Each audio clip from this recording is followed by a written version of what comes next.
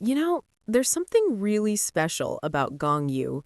He's one of those actors who doesn't just play a role, he makes you feel every emotion, like you're living the story with him.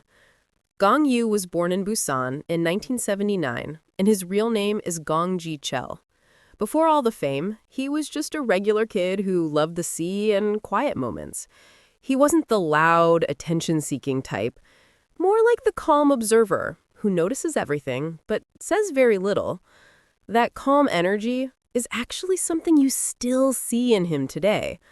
He studied theater at Kyunghee University, and that's really where his journey started.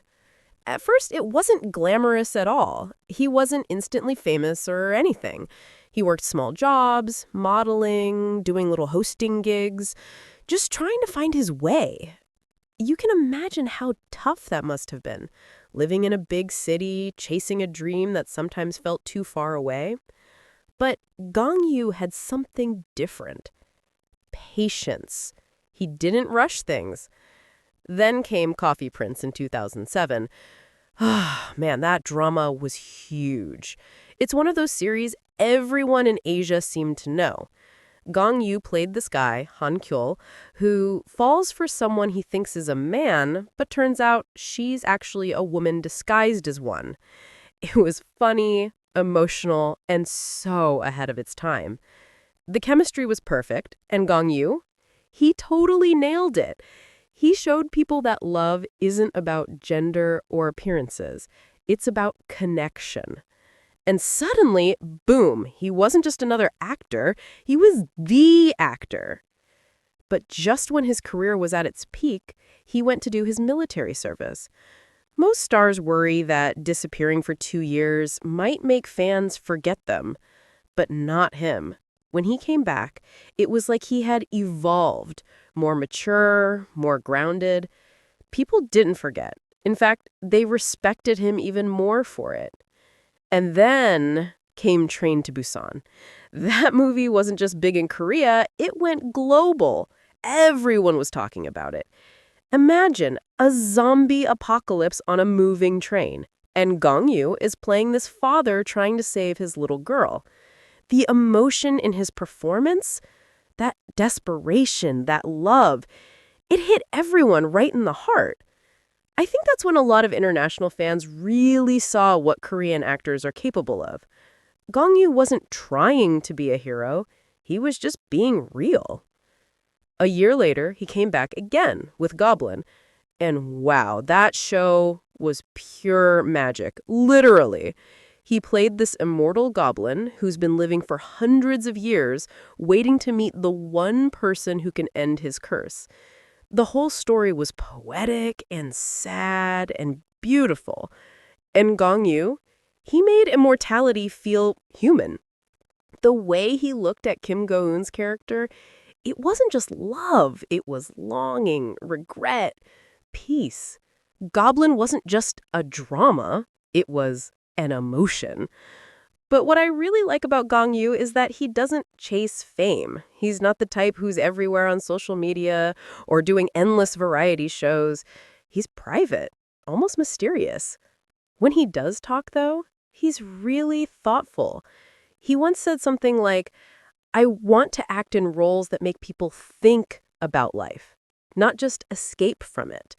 That line says everything about him. After Goblin, he did films like Silenced, which was super serious, based on real events about abuse in schools. It was so raw that it actually led to changes in Korean law. That's how powerful his work can be. He doesn't just entertain, he makes people reflect. Off-screen, he's actually really down to earth. He likes quiet stuff, fishing, reading, spending time alone. Friends say he's calm, polite, and just easy to be around. He doesn't act like a big celebrity. You might even bump into him on the subway because he still takes it sometimes when he can.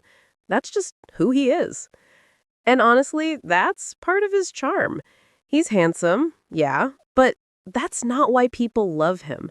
It's because he feels genuine. He doesn't fake humility or try to look perfect.